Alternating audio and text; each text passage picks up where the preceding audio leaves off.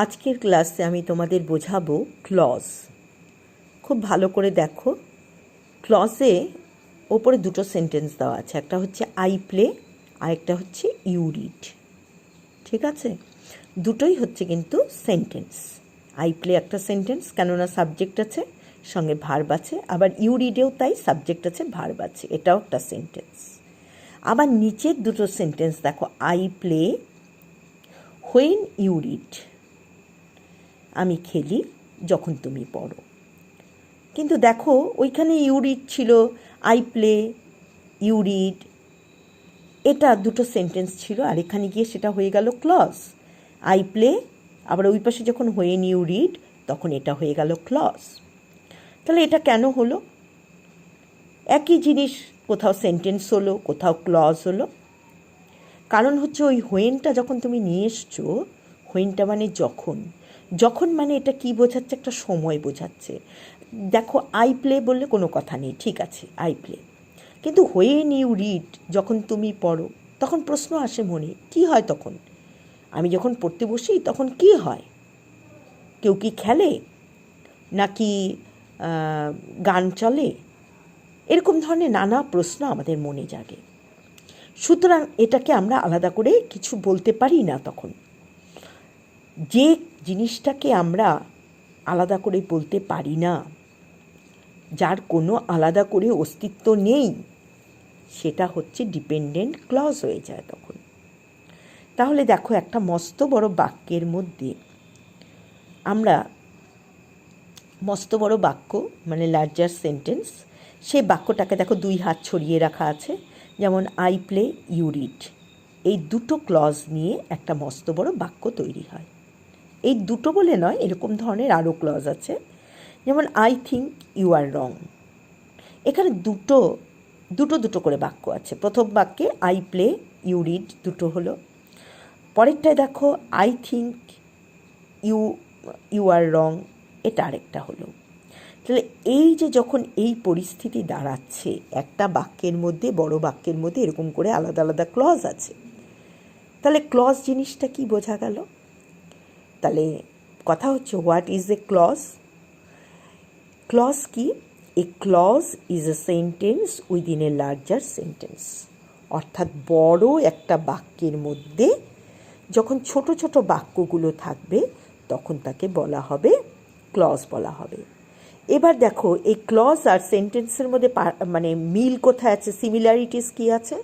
Both sentence and clause is a word or group of words. বাক্যেও একটা করে শব্দ থাকতে পারে, বা মানে অনেকগুলো শব্দ থাকতে পারে। ক্লজেও তাই, একটা শব্দ থাকতে পারে বা অনেকগুলো শব্দ থাকতে পারে। কিন্তু মনে রেখো, একটা ফাইনিট ভার্ব কিন্তু থাকতেই হবে বাক্যে, ক্লজেও তাই। তাহলে ফাইনিট ভার্ব ছাড়া কিন্তু কোনো বাক্য হবে না। এবার হচ্ছে, both has a subject and a predicate. প্রত্যেকেরই একটা সাবজেক্ট আছে, একটা প্রেডিকেট আছে। অর্থাৎ সেন্টেন্সেরও যেমন সাবজেক্ট আছে, ক্লজেরও তেমন সাবজেক্ট আছে। সেন্টেন্সের যেমন প্রেডিকেট আছে, ক্লজেরও প্রেডিকেট আছে। সাবজেক্ট মানে উদ্দেশ্য, প্রেডিকেট হচ্ছে বিধেয়।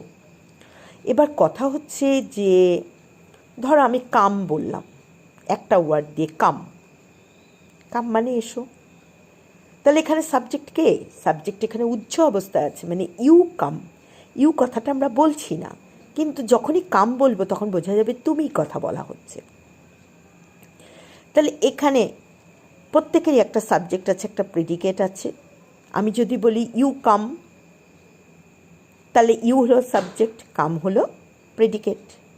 এবার যদি বলি you come to the board, তাহলে কি হলো? ইউ হলো subject, come to the board হলো প্রেডিকেট হয়ে গেল।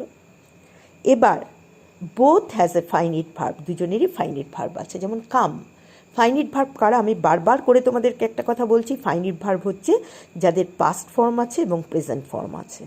তাহলে কাম শব্দটার পাস্ট ফর্মও আছে, প্রেজেন্ট ফর্মও আছে। কাম হচ্ছে পাস্ট ফর্ম, কাম হচ্ছে প্রেজেন্ট ফর্ম, আর কেম হচ্ছে পাস্ট ফর্ম।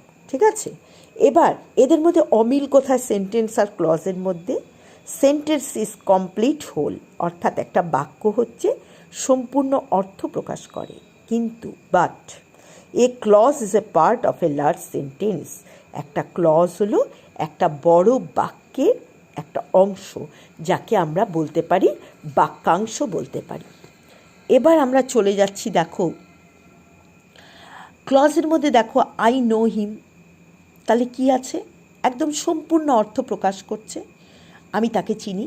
তাহলে এটা হয়ে গেল independent makes a complete sense. এটা ইন্ডিপেন্ডেন্ট, অর্থাৎ কি না, এ কারুর উপর নির্ভরশীল নয়, সম্পূর্ণ অর্থ নিজেই প্রকাশ করতে পারছে। এখানে ফাইনাইট ভার্ব কি, নো।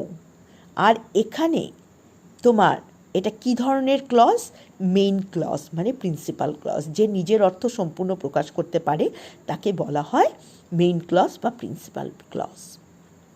এবার এসো, হু কেম লেট, এই কথাটা যে দেরিতে এসেছিল। তাহলে এখানে দেখো লেখা আছে ক্যানট স্ট্যান্ড অ্যালোন, অর্থাৎ একা অর্থ বহন করতে পারছে না। যে একা এসেছিল, এখানে প্রশ্ন আসবে কে একা এসেছিল, কি করেছিল। তাই এই প্রশ্নগুলো যখন উঠে আসবে তখন সে কোনোভাবেই ইন্ডিপেন্ডেন্ট হতে পারে না, তখন সে কোনোভাবেই স্বয়ংসম্পূর্ণ হতে পারে না, তাকে সে কারোর উপর নির্ভরশীল, ডিপেন্ডেন্ট ক্লজ হয়ে যায় তখন সে। যেমন দেখো এখানে ফাইনাইট ভার্ব হলো কেম, আর এটা কী ধরনের ক্লজ, সাবঅর্ডিনেট ক্লজ এটা। আর এখানে বাইন্ডার কে আছে, এই যে প্রথমে বলা আছে হু প্রথমে দেওয়া আছে, এই হুটা হয়ে গেল বাইন্ডার। এবার দেখো he is playing, she is singing, দুটো বাক্য আছে। এই দুটো বাক্যই কিন্তু তোমার যথেষ্টই তারা স্বয়ংসম্পূর্ণ, বোথ ক্যান স্ট্যান্ড অ্যালোন, অর্থাৎ কিনা তারা স্বয়ংসম্পূর্ণ, বোথ আর ইন্ডিপেন্ডেন্ট, তারা দুজনেই ইন্ডিপেন্ডেন্ট, অর্থাৎ তারা স্বাধীন। Both are of equal rank, দুজনেই কিন্তু ইকুয়াল র্যাঙ্ক, অর্থাৎ দুজনেই কিন্তু সমপর্যায়ভুক্ত। কেন, দেখো he is playing, she is singing, continuous টেন্সে আছে, সে খেলছে আর সে গান করছে। তাহলে এখানে ফাইনাইট ভার্ব কি, ইজ। কেন ইজ ফাইনাইট ভার্ব, কেননা ইজের পাস্ট টেন্স হচ্ছে ওয়াজ। এদেরকে বলা হবে যখন সমপর্যায়ভুক্ত যখন ক্লজ হবে তখন তাদেরকে বলা হবে কোঅর্ডিনেট ক্লজ। এই কোঅর্ডিনেট ক্লজে দেখো আমরা লিঙ্কার হিসাবে, লিঙ্কার মানে যুক্ত করছি কাকে দিয়ে, বাট দিয়ে আমরা যুক্ত করছি। যখন আমরা বাট দিয়ে যুক্ত করব তখন সে হয়ে যাবে লিঙ্কার। লিঙ্কার মানে যে যোগাযোগ রক্ষা করছে দুজনের মধ্যে। এবার কি কি ধরনের ক্লজ আছে আমাদের, ক্লজ হচ্ছে তিন ধরনের, main clause, subordinate clause, coordinate clause. তো মেইন ক্লজ কাকে বলবে, তোমাদেরকে একটু আগে বলেছি যে স্বয়ংসম্পূর্ণ সেই হলো মেইন ক্লজ। তা আমাদের যখন মেইন ক্লজ এবং বাইন্ডার থাকবে, সঙ্গে সাব ক্লজ, নাউন ক্লজ থাকবে, যেরকম ধরো একটা বাক্য তোমাদের বলছি, I know that he is ill, আমি জানি যে সে অসুস্থ, তাহলে দ্যাট কথাটা হয়ে গেল বাইন্ডার, হি ইজ ইল হয়ে গেল নাউন ক্লজ। ঠিক তেমনিভাবে main clause plus binder plus subordinate adjective clause. যেমন আমি বললাম I know the boy who came here yesterday, আমি সেই ছেলেটিকে জানি, যে হু হচ্ছে যে, এটা বাইন্ডার হিসেবে আছে, কেম হিয়ার ইয়েস্টারডে, যে গতকাল এখানে এসেছিল, গেল অ্যাডজেক্টিভ ক্লজ দিয়ে। এবার main clause plus binder plus subordinate adverbial clause. যেমন I came when it was raining, আমি এসেছিলাম যখন বৃষ্টি হচ্ছিল। তাহলে হোয়েনটা হচ্ছে বাইন্ডার, ইট ওয়াজ রেইনিং মানে বৃষ্টি হচ্ছিল, এইটা কি বোঝাচ্ছে, অ্যাডভার্বিয়াল ক্লজ। তোমাদেরকে আগেই বলেছি অ্যাডভার্বিয়াল ক্লজ হলে পরে এরকম হোয়েন দিয়ে করতে হবে। আর কোঅর্ডিনেট ক্লজে দুটো সেন্টেন্স একই পর্যায়ভুক্ত হবে, সঙ্গে লিঙ্কার দিয়ে আমরা কি করব, কোঅর্ডিনেট ক্লজগুলোকে যোগ করব। আজ এই পর্যন্তই থাক।